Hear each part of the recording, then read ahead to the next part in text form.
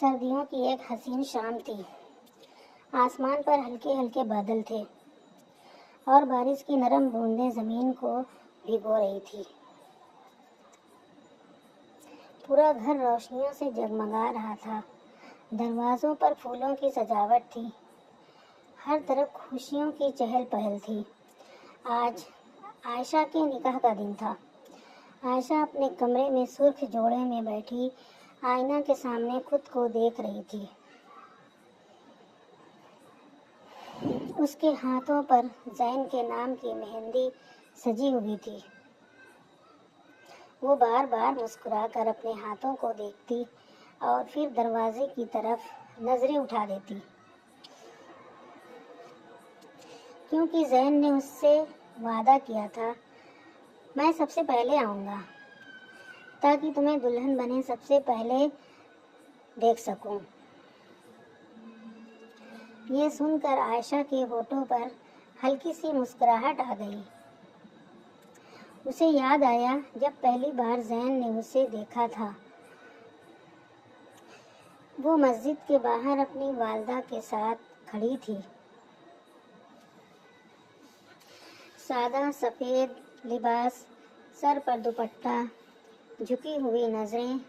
زین نے اسی لمحے دل ہی دل میں دعا کی تھی، یا اللہ، اگر میرے نصیب میں محبت لکھی ہے تو یہی لڑکی میری حلال محبت ہو۔ کچھ مہینوں بعد زین نے اپنے والدین کے ذریعے عائشہ کے گھر رشتہ بھیجا۔ استخارہ ہوا، سب راضی ہو گئے۔ ان دونوں نے کبھی بے پردگی میں ملاقات نہیں کی، صرف کبھی کبھار خاندان والوں کی موجودگی میں مختصر بات ہو جاتی۔ ایک دن زین نے عائشہ سے کہا، میں تمہیں دنیا کی ہر خوشی دوں گا، اور اگر کبھی مجھ سے غلطی ہو جائے تو مجھے اللہ کا واسطہ دے کر سمجھا دینا۔ عائشہ نے شرماتے ہوئے جواب دیا تھا، بس وعدہ کرے، ہمیشہ نماز کے لیے مجھے بھی جگائیں گے۔ زین ہنس پڑا تھا۔ یہ وعدہ رہا۔ آج وہی دن تھا جس کا دونوں نے برسوں سے انتظار کیا تھا، مگر اچانک باہر شور مچا۔ گھر کی خوشیوں بھری آوازیں ایک دم خاموش ہو گئیں۔ عائشہ کا دل بے چین ہو گیا۔ اس کا بھائی تیزی سے کمرے میں داخل ہوا۔ اس کے چہرے کا رنگ اڑا ہوا تھا۔ عائشہ، کیا ہوا بھائی؟ زین آ گئے؟ بھائی کی آنکھوں میں آنسو آ گئے۔ زین بھائی کا ایکسیڈنٹ ہو گیا ہے۔ یہ سنتے ہی عائشہ کے قدموں تلے زمین نکل گئی۔ اس کے ہاتھ کانپنے لگے۔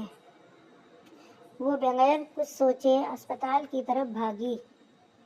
اسپتال کے سفید برآمدے، خاموش دیواریں اور لوگوں کے پریشان چہرے، ہر چیز عائشہ کے دل میں خوف بھر رہی تھی۔ وہ دوڑتی ہوئی ICU کے دروازے تک پہنچی۔ زین زندگی اور موت کی کشمکش میں تھا۔ چہرے پر زخم تھے، سانسیں ٹوٹ ٹوٹ کر چل رہی تھی۔ عائشہ اس کے قریب گئی۔ اس کی آنکھوں سے آنسو مسلسل بہہ رہے تھے۔ زین نے بمشکل آنکھیں کھولی۔ جب اس نے عائشہ کو دلہن کے لباس میں دیکھا تو اس کے ہونٹوں پر کمزور سی مسکراہٹ آ گئی۔ تم بہت خوبصورت لگ رہی ہو۔ عائشہ پھوٹ پھوٹ کر رونے لگی۔ زین، ایسا مت کہیں، آپ ٹھیک ہو جائیں گے، ہمارا نکاح ہوگا، ہم اپنے گھر جائیں گے۔ زین نے آہستہ سے سر ہلایا۔ اس نے کانپتے ہاتھ سے جیب سے ایک چھوٹا سا ڈبہ نکالا۔ یہ وہ انگوٹھی تھی جو اس نے عائشہ کے لیے خریدی تھی۔ میں نے سوچا تھا نکاح کے بعد اپنے ہاتھوں سے پہناؤں گا۔ عائشہ سسکنے لگی۔ زین نے اس کا ہاتھ تھاما اور دھیرے سے بولا، عائشہ، اگر اللہ نے ہماری محبت کو دنیا میں مکمل نہ کیا تو وعدہ کرو جنت میں میرا انتظار کرو گی۔ عائشہ کی آواز رند گئی۔ میں وعدہ کرتی ہوں میں ہمیشہ آپ کی رہوں گی۔ زین نے لرزتے ہونٹوں سے کلمہ پڑھا اور اس کی گرفت آہستہ آہستہ ڈھیلی پڑ گئی۔ عائشہ چیخ اٹھی، زین! مگر زین جا چکا تھا۔ پورا اسپتال خاموش ہو گیا اور عائشہ کی زندگی جیسے وہیں رک گئی۔ 5 سال گزر گئے۔ عائشہ نے شادی نہیں کی۔ ہر بارش کی رات وہ اپنی کھڑکی کے پاس بیٹھتی، زین کی دی ہوئی انگوٹھی ہاتھ میں پہنتی اور آسمان کی طرف دیکھ کر کہتی، زین، ہمارا نکاح زمین پر نہ ہو سکا لیکن میں یقین رکھتی ہوں اللہ جنت میں ہماری ادھوری محبت ضرور مکمل کرے گا۔ اور پھر اس کی آنکھوں سے خاموش آنسو بہنے لگتے۔ سچی اور پاک محبت کبھی ختم نہیں ہوتی۔ اگر دنیا میں ادھوری رہ جائے تو اللہ اسے آخرت میں مکمل کر دیتا ہے۔